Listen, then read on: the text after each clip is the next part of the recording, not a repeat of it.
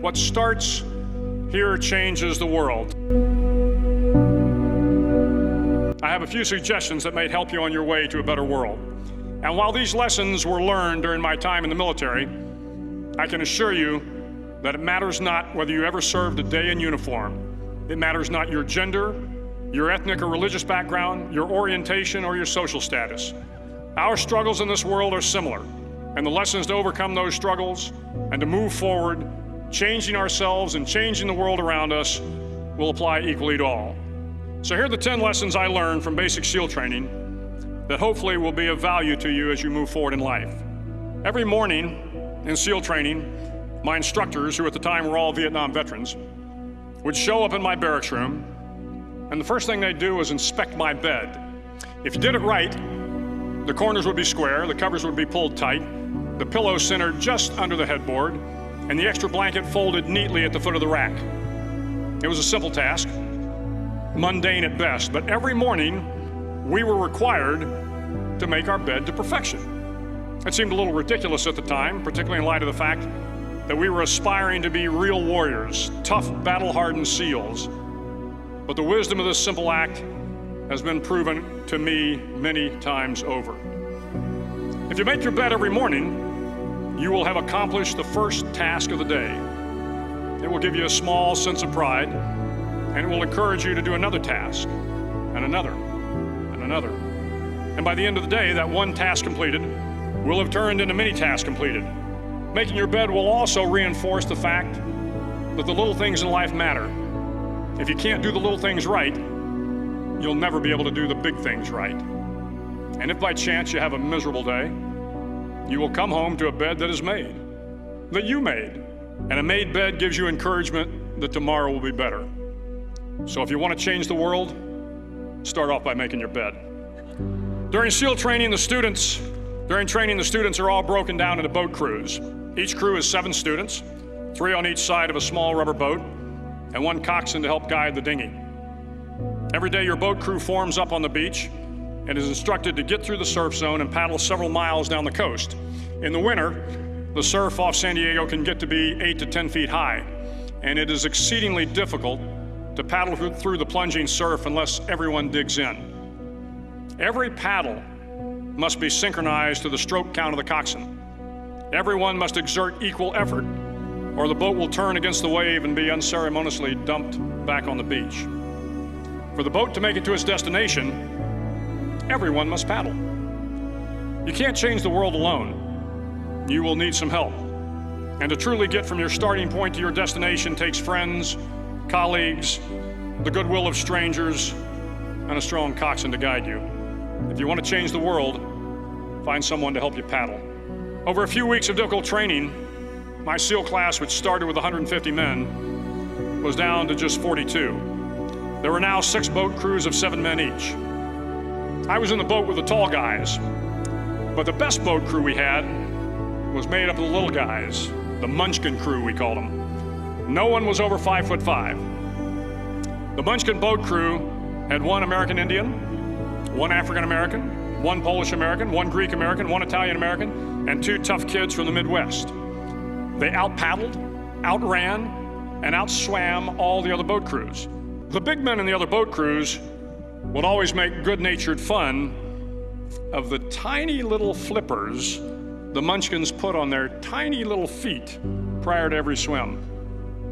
But somehow these little guys from every corner of the nation and the world always had the last laugh, swimming faster than everyone and reaching the shore long before the rest of us. SEAL training was a great equalizer. Nothing mattered but your will to succeed, not your color, not your ethnic background, not your education, not your social status. If you want to change the world, measure a person by the size of their heart, not by the size of their flippers. Several times a week, the instructors would line up the class and do a uniform inspection. It was exceptionally thorough. Your hat had to be perfectly starched, your uniform immaculately pressed, your belt buckle shiny and void of any smudges. But it seemed that no matter how much effort you put into starching your hat or pressing your uniform or polishing your belt buckle, it just wasn't good enough. The instructors would find something wrong. For failing the uniform inspection, the student had to run, fully clothed, into the surf zone. then wet from head to toe, roll around on the beach until every part of your body was covered with sand. The effect was known as sugar cookie. You stayed in the uniform the rest of the day, cold, wet, and sandy. There were many a student who just couldn't accept the fact that all their efforts were in vain, that no matter how hard they tried to get the uniform right, it went unappreciated. Those students didn't make it through training. Those students didn't understand the purpose of the drill. You were never going to succeed. You were never going to have a perfect uniform. The instructors weren't going to allow it. Sometimes, no matter how well you prepare or how well you perform, you still end up as a sugar cookie. It's just the way life is sometimes. If you want to change the world, get over being a sugar cookie and keep moving forward. Every day during training, you were challenged with multiple physical events: long runs, long swims, obstacle courses, hours of calisthenics, something designed to test your mettle. Every event had standards, times you had to meet. If you failed to meet those times, those standards, your name was posted on a list, and at the end of the day, those on the list were invited to a circus. A circus was 2 hours of additional calisthenics, designed to wear you down, to break your spirit, to force you to quit. No one wanted a circus. A circus meant that for that day, you didn't measure up. A circus meant more fatigue, and more fatigue meant that the following day would be more difficult and more circuses were likely. But at some time during SEAL training, everyone made the circus list. But an interesting thing happened to those who were constantly on the list. Over time, those students who did 2 hours of extra calisthenics got stronger and stronger. The pain of the circuses built inner strength and physical resiliency. Life is filled with circuses. You will fail. You will likely fail often. It will be painful. It will be discouraging. At times, it will test you to your very core. But if you want to change the world, don't be afraid of the circuses. At least twice a week, the trainees were required to run the obstacle course. The obstacle course contained 25 obstacles, including a 10-foot wall, a 30-foot cargo net, a barbed wire crawl, to name a few. But the most challenging obstacle was the slide for life. It had a 3-level, 30-foot tower at one end and a 1-level tower at the other. In between was a 200-foot long rope. You had to climb the 3-tiered tower, and once at the top, you grabbed the rope, swung underneath the rope, and pulled yourself hand over hand until you got to the other end.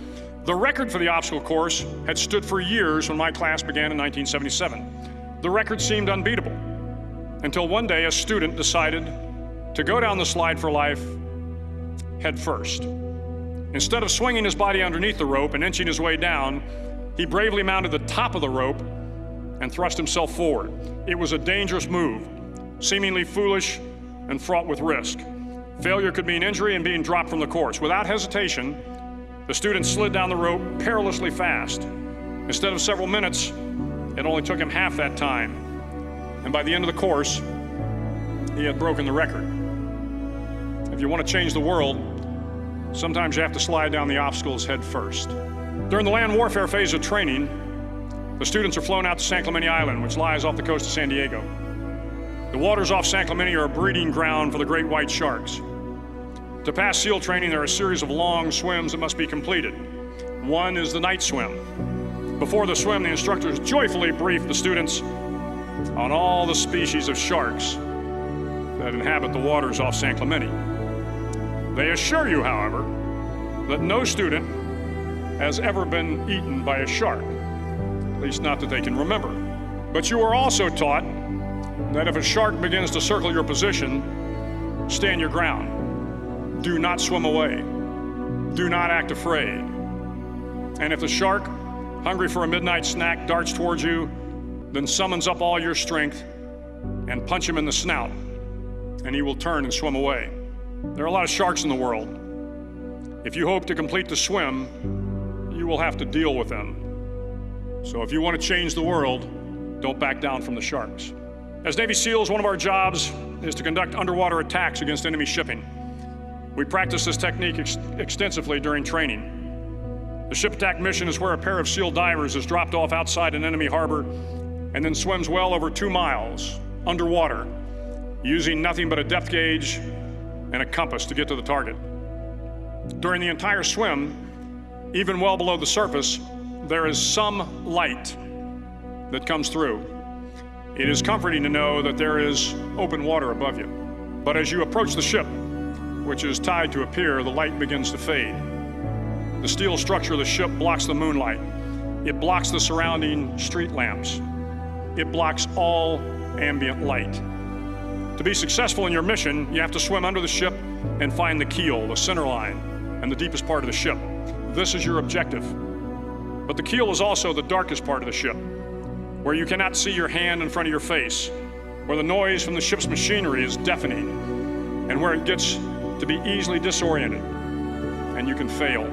Every SEAL knows that under the keel, at that darkest moment of the mission, is a time when you need to be calm, when you must be calm, when you must be composed, when all your tactical skills, your physical power, and your inner strength must be brought to bear.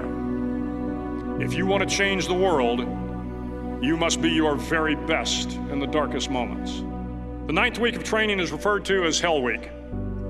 It is 6 days of no sleep, constant physical and mental harassment, and one special day at the Mud Flats.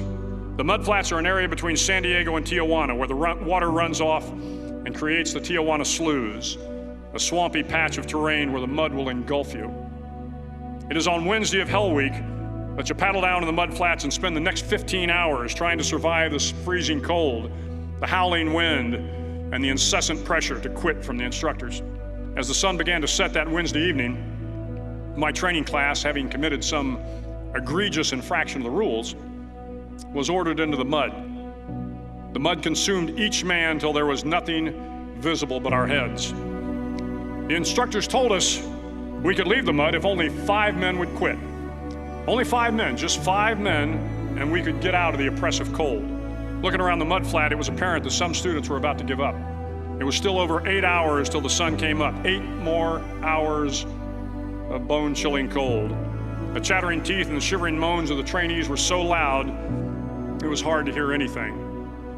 And then one voice began to echo through the night. One voice raised in song. The song was terribly out of tune, but sung with great enthusiasm. One voice became 2, and 2 became 3, and before long, everyone in the class was singing. The instructors threatened us with more time in the mud if we kept up the singing, but the singing persisted. And somehow the mud seemed a little warmer, and the wind a little tamer, and the dawn not so far away. If I have learned anything in my time traveling the world, it is the power of hope. The power of one person, a Washington, a Lincoln, King, Mandela, and even a young girl from Pakistan, Malala. One person can change the world by giving people hope. So if you want to change the world, start singing when you're up to your neck in mud.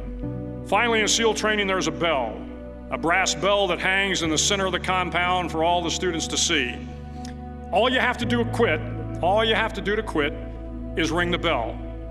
Ring the bell, and you no longer have to wake up at 5 o'clock. Ring the bell, and you no longer have to be in the freezing cold swims. Ring the bell, and you no longer have to do the runs, the obstacle course, the PT, and you no longer have to endure the hardships of training. All you have to do is ring the bell to get out. If you want to change the world, don't ever, ever ring the bell. It will not be easy.